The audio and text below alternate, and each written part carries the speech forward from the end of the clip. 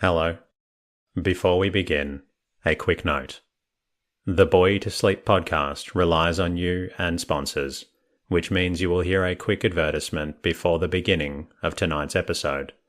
While the podcast is free, you are welcome to subscribe for just $2.99 per month, which supports the creation of this podcast and gives you an ad-free listening experience. Simply click the link in the show notes from your podcast app. Rest easy. At Sierra, discover great deals on top brand workout gear, like high-quality walking shoes, which might lead to another discovery. 40,000 steps, baby! Who's on top now, Karen? You've taken the office step challenge a step too far. Don't worry, though. Sierra also has yoga gear. It might be a good place to find your zen. Discover top brands at unexpectedly low prices. Sierra, let's get moving.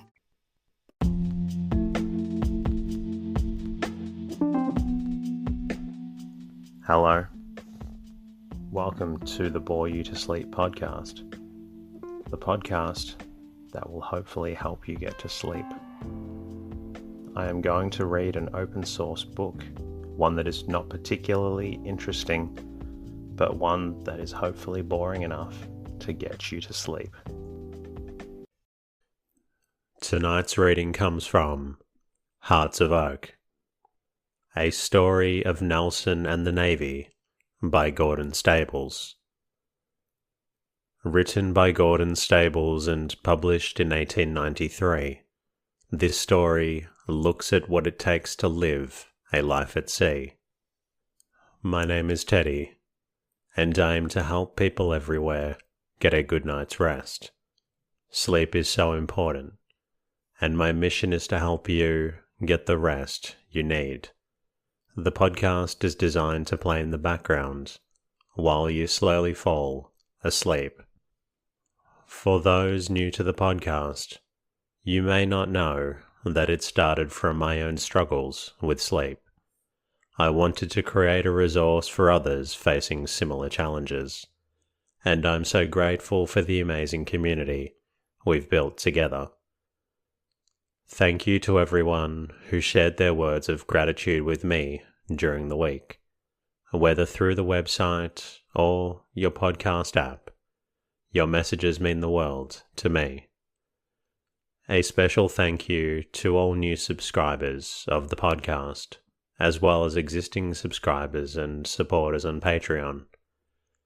My goal is to keep this podcast free and accessible to everyone. This is why you'll hear a quick ad at the beginning of each episode. If you find the podcast beneficial and would like to support it, there are a few ways you can contribute. Follow the podcast in your podcast app and leave a comment. Become a subscriber for $2.99 per month, simply by clicking on the link in the show notes. This also ensures for an ad-free listening experience. If subscribing is not possible, and I completely understand that not everyone can do that, an easy way to help is simply by leaving a review and rating in your podcast app. Even one sentence really helps out. If you would like, you can always say hello to me at boytosleep.com. In the meantime, lie back, relax, and enjoy the readings. Hearts of Oak, A Story of Nelson and the Navy by Gordon Stables. Preface. I have no need, I trust, to apologize for the introduction of the name and chief exploits of so great a naval hero as Horatio Nelson into this story of sea life. It is due to my readers, as well as myself, however, to state that it is a tale of the sea, and not intended as a life of Nelson. Nevertheless, I have endeavoured throughout to paint his character to the life by a series of tableaux vivants, which I humbly hope will not be found altogether ineffective. With the exception of the calm and peaceful days that Nelson spent at the old parsonage of Burnham Thorpe, I have dealt solely with his doings and deeds afloat, and from the time he joined the grand old service until the day of his death on board the Victory, the sword is seldom out of his hand. My Nelson is Nelson on the quarter deck. With Nelson at court, whether at home or abroad, I have nothing whatever to say. The young fellows for whom I write, I know well, infinitely prefer the sailor's cutlass to a lady's fan. And Nelson is notably a boy's hero, so good, so gentle, and yet withal so brave. And never during all his career was his mind so overwhelmed with his own cares on shipboard as to preclude him from interesting himself in what pertained to his junior officers, with a tenderness, too, that was almost fatherly. Another trait in his character that must cause every true boy to look upon Nelson as a hero was his love of duty and justice. Says Allison, he was gifted too by nature with undaunted courage, with indomitable resolution and undecaying energy. He possessed also the eagle glance, the quick determination, and coolness in danger that constitute the rarest qualities in a consummate commander.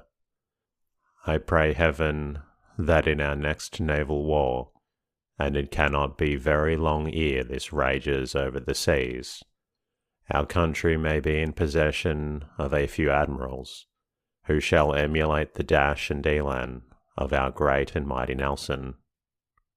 Descending to my lesser heroes, young Lord Raventree and Tom Bure, they are neither greater nor less than any true-hearted British boy may be, who has the honour to draw dirk or sword in the dashing days of warfare, which most assuredly are before us.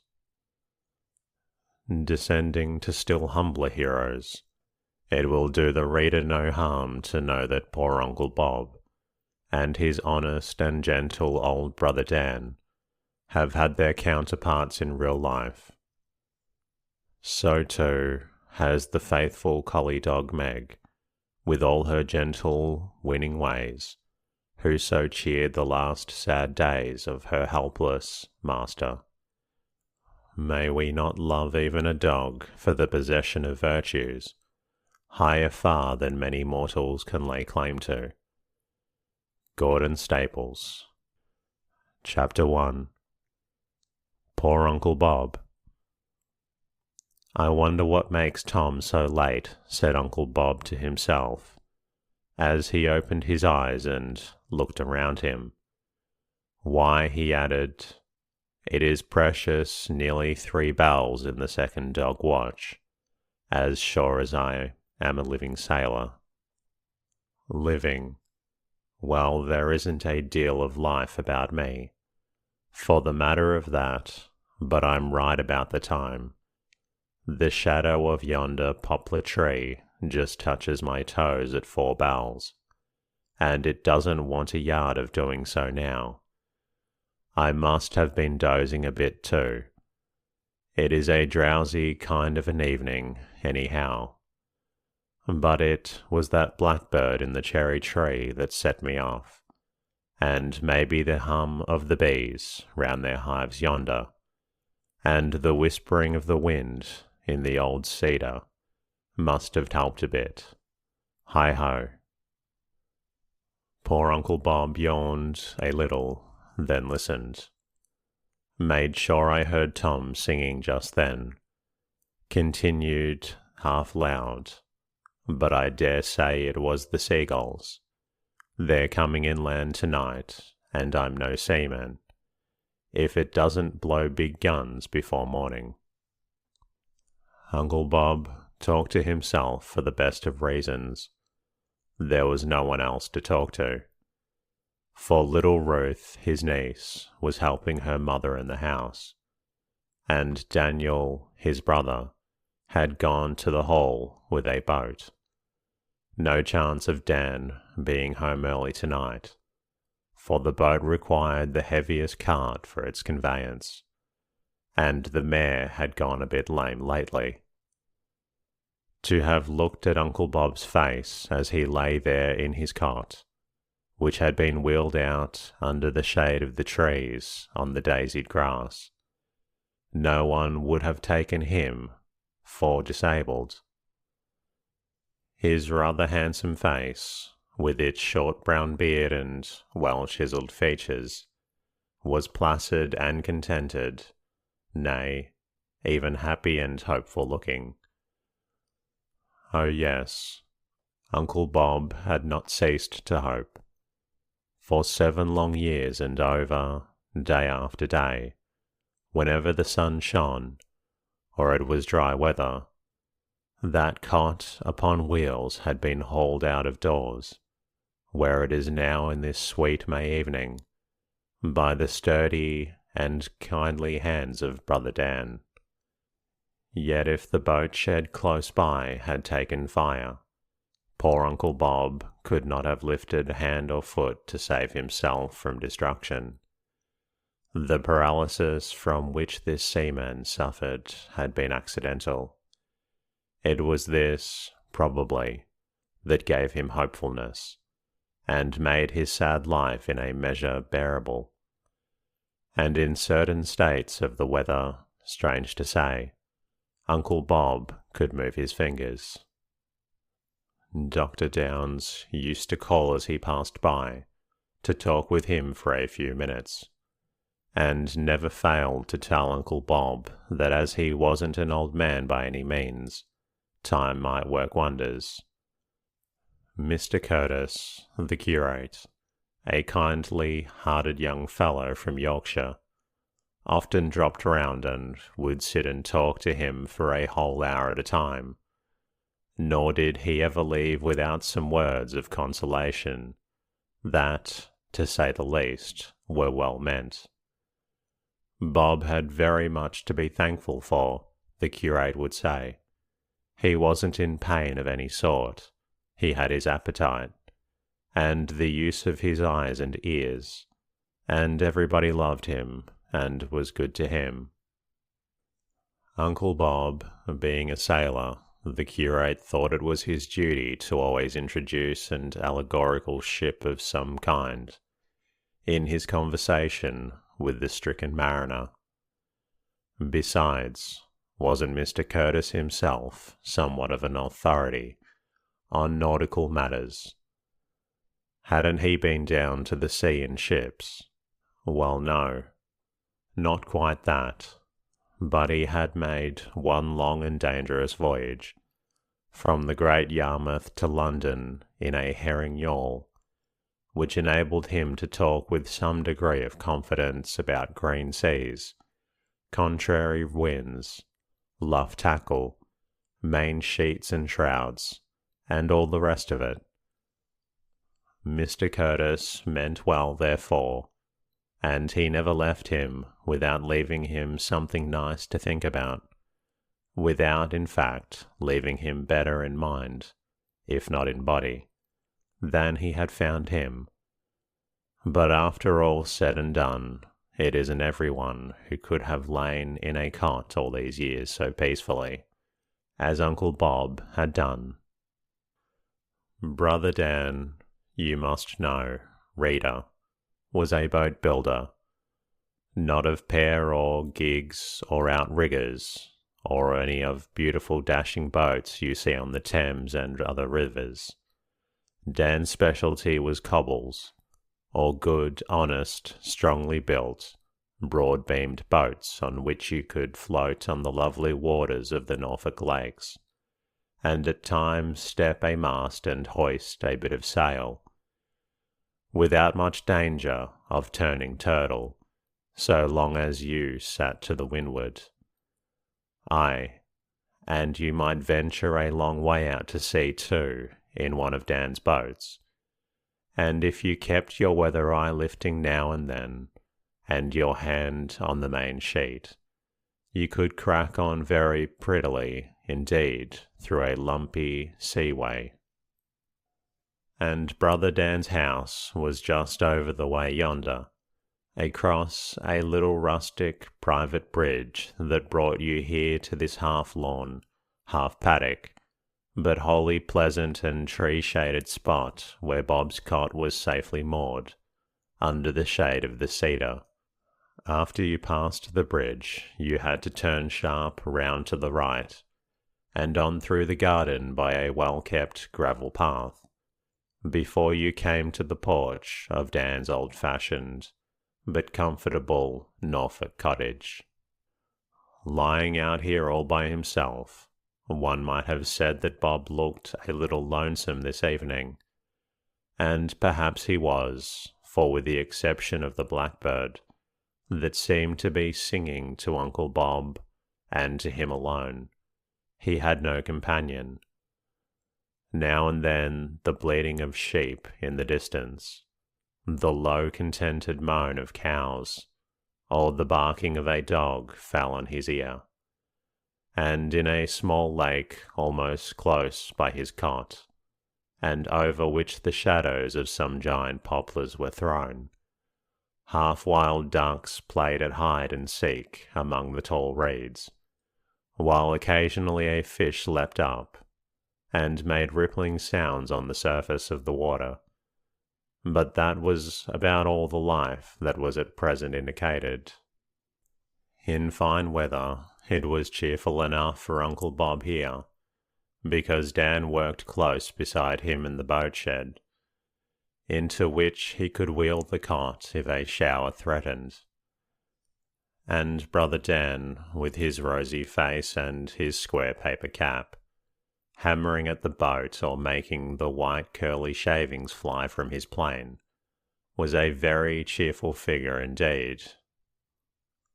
Over and above all this, Dan's property, he always called it his own property, was situated on high ground, or what is called high ground in this part of the world, for Norfolk is not Switzerland, so that from between the trees Bob could catch glimpses of the far-off countryside, at which he never tired looking.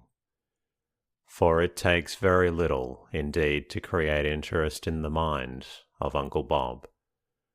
The trees in front of him were mostly tall and weirdly Scottish pines, whose brown pillar-like stems hardly obstructed the view.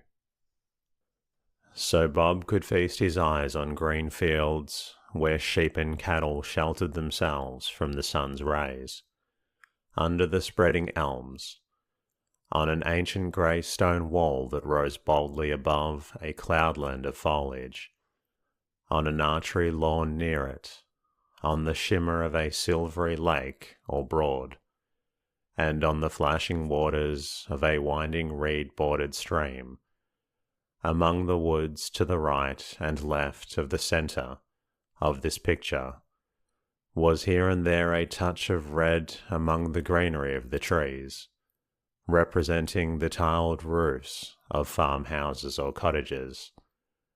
All combined did not take much of a picture perhaps, but it was nevertheless a very peaceful and very pleasant one. Gazing dreamily at it, Uncle Bob had almost gone to sleep again, when the voice of a young girl raised in song awoke him thoroughly, and looking up he saw Ruth herself, right on the centre of the rustic bridge, waving a handful of wild flowers towards him. In front of her bounced a beautiful black and tan collie dog.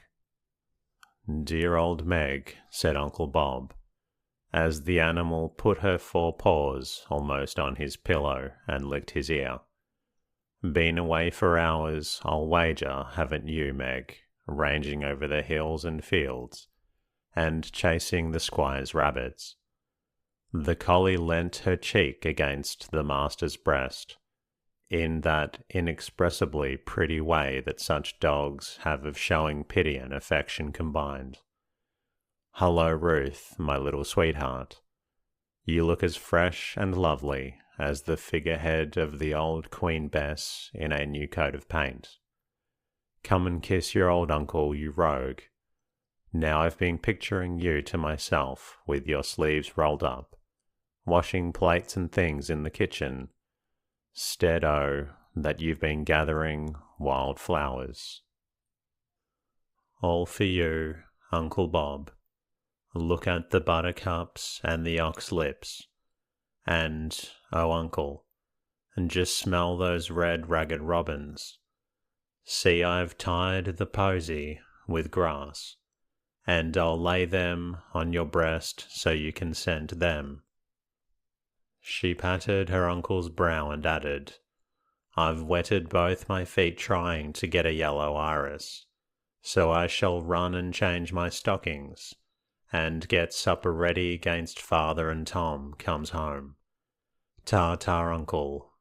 Meg will stop here, so you won't feel lonely." Ruth was a fresh complexion, pretty girl of sweet 13, with shy dark eyes, blithesome face, and a lithesome figure. Mr. Curtis, the curate, had said more than once, than only to see Ruth going singing about at her work of a morning made him feel good all day. Uncle Bob was naturally very fond of his little niece, but between our two selves, reader, he was fonder far of Tom, for when the boy was not away at school, or scouring the woods and hills with Meg, he was his constant companion. "Tom won't be long now, Meg, will he?" said Uncle Bob, when Ruth had disappeared. "Ha, you're cocking your ears now, old lady. Do you hear, young master?" Meg emitted just one half hysterical bark of joy, and jumped down. Her sharp ears had caught the sound of the boy's footsteps on the road, not far off, so away she bounded. A few minutes after young Tom himself, red and dusty with running, his eyes sparkling with joyous health and excitement, appeared upon the scene.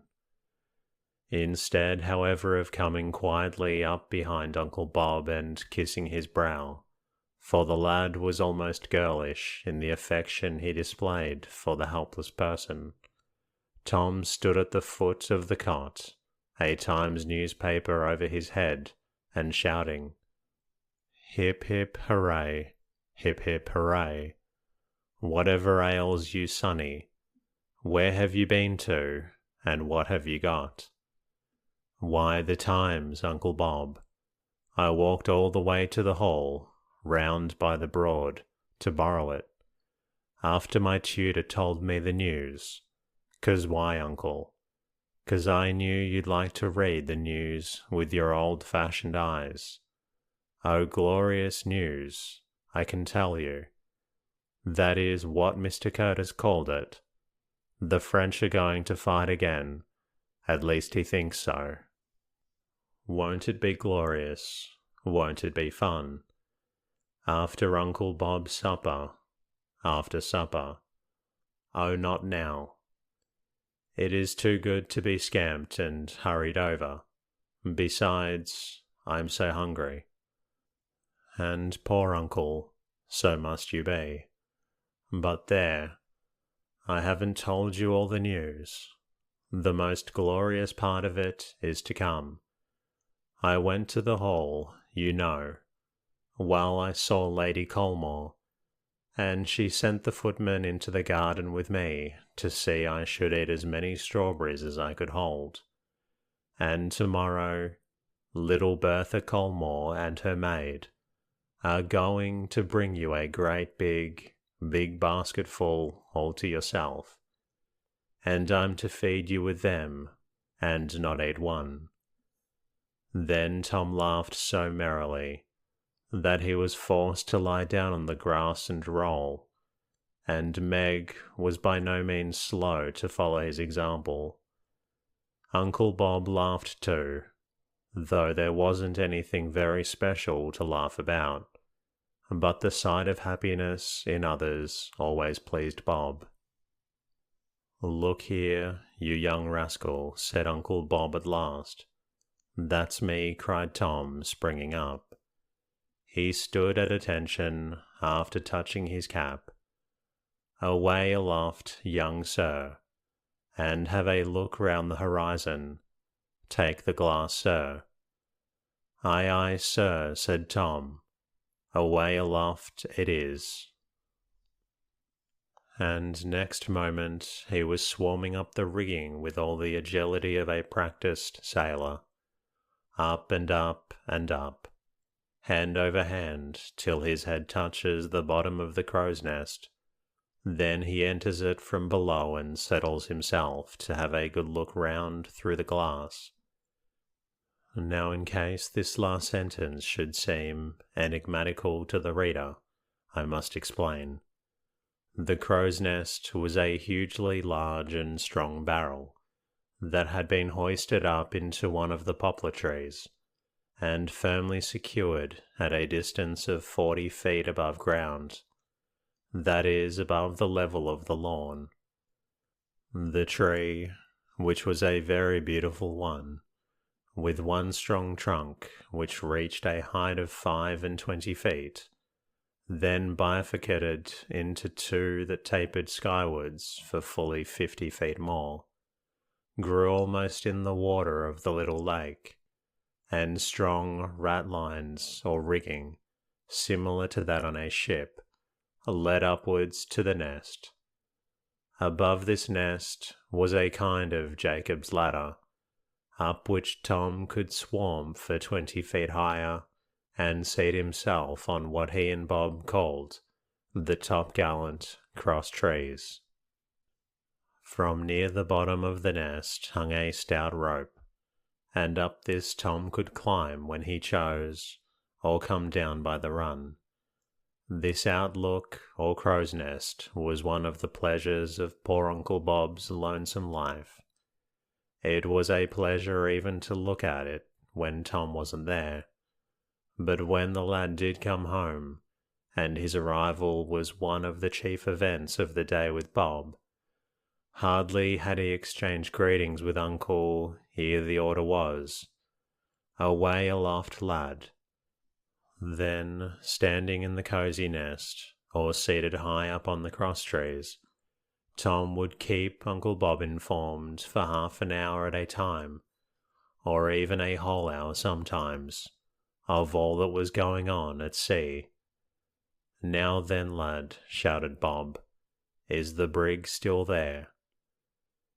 "Yes, sir, and she has dropped anchor at the tail of the Gorton Sands." "Her skipper's mad," cried Bob, "as mad as a March hare. Why, it's coming on to blow big guns from the southeast, or soon will be, and if he doesn't trip it and be off, there won't be a stick of him left together by moonset. Don't look at him, Tom. He's no sailor." 5 yawls, sir, tacking through Hewitt's Channel. Foremost has got into the blue field and is running north away. Thank you, Tom. Fisherman, I suppose. There's a 3-masted ship, sir, coming straight in from the east, under all sail, but there isn't above a capful of wind. Did you say a ship, Tom? Now be careful. Yes, sir, I'll look again. Now she's gone about, and I can see she's a bark. Bravo, Tom. But mind you this, lad, I've seen a man had down from aloft and receive 4 dozen at the grating, for just such a trifling mistake as that. Now, continued Tom, I can just raise the topgallant sails of a ship far away north. It is a ship right enough, sir. Appears to be on the larboard tack and standing over for the French coast. Fiddlesticks, Tom. She'll be about in half an hour. Why, sir, cried Tom presently, 4 of the fishermen are crowding all sail to the north'ard but the 5th. Yes, Tom, what's the matter? She's laughed and hugging the Gortons. See anything strange about her, Tom? Never saw a yawl so deep in the water before. She can't be going fishing, uncle. I see something else, sir, now. Well, Tom. But what are you whistling for, Uncle Bob? I'm whistling for the wind, lad. Oh, you needn't, sir. That strange craft is bringing it up with her, but I can't quite make her out. She is long and low, not big, and carries a press of fore and aft sail on 2 thin masts. That isn't a very lucid nor very seaman-like description, Tom, cried Bob, laughing. Has she any topmasts? Yes, but what? But I can hardly see them. She seems in a hurry, but doesn't carry topsails. She puzzles me. Our lad, she's playing a game. She's the deil in disguise, Tom. Oh, uncle, if Ruth heard you. That's what shore folks call these craft, Tom. Now the brig must see the strange sail. What are they doing? Why, they're signalling to the yawl, I think. At this moment, the trees caught the wind. The cedar rattled its great limbs as if in proud defiance of any blast that could blow. The pine trees waved their dark heads like the plumes on a Highlander's bonnet. The elm trees rustled, then roared, and the tapering poplars bent like fishing rods before the force of the breeze. Uncle Bob laughed aloud. Hold firm there, lad, he shouted. His long illness had not weakened his voice. Don't get emptied out. I knew that I could bring the wind by whistling. It is only a squall, I suppose, Uncle Bob. That's all. But there's another to follow, and 1 or 2 more to follow that. Then it'll settle down for a dirty night and blow a sneezer.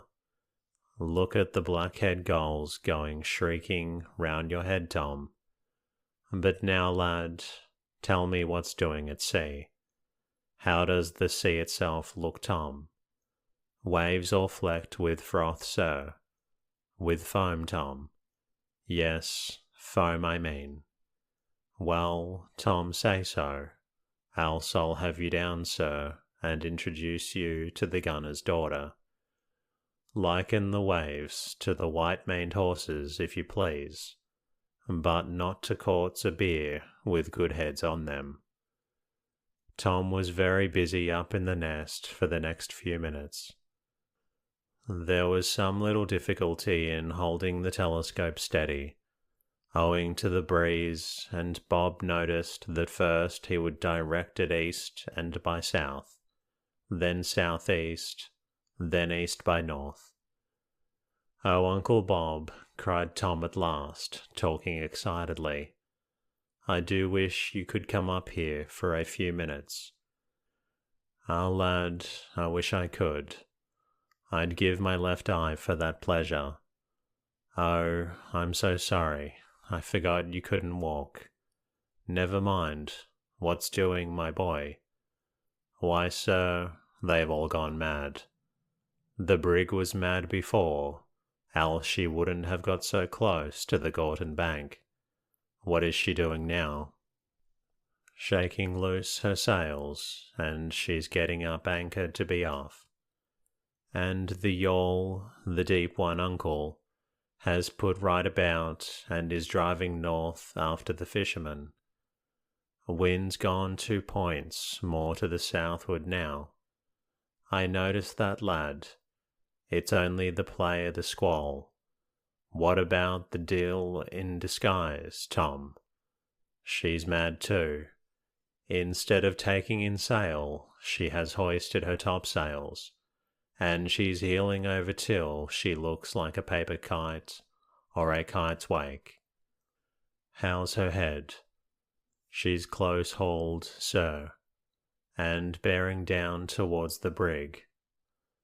And the brig, just ready, sir, going off to the starboard tack. Close work, won't it be, Tom? At least I think she is, oh uncle. What is it, Tom? Speak, boy, tell me quick. Why she has, yes, Uncle Bob, she has missed stays, and is driving on to the Corton Sands. Oh, it's awful, awful. A pause of some minutes. Now she has struck. Don't go the mass, and the seas are leaping over her like wild hyenas. Heaven help the poor ship, said Uncle Bob. What a lubber of a skipper. I told him, Tom, I told him. At least, I told you. I don't know exactly what I'm saying, Tom, but what's the yawl doing? Carrying on, sir, heading right away north. But it's getting so dark, what with the rising clouds and the dusk, that... You're sure, Tom, the yawl is cracking on? Sure, sir.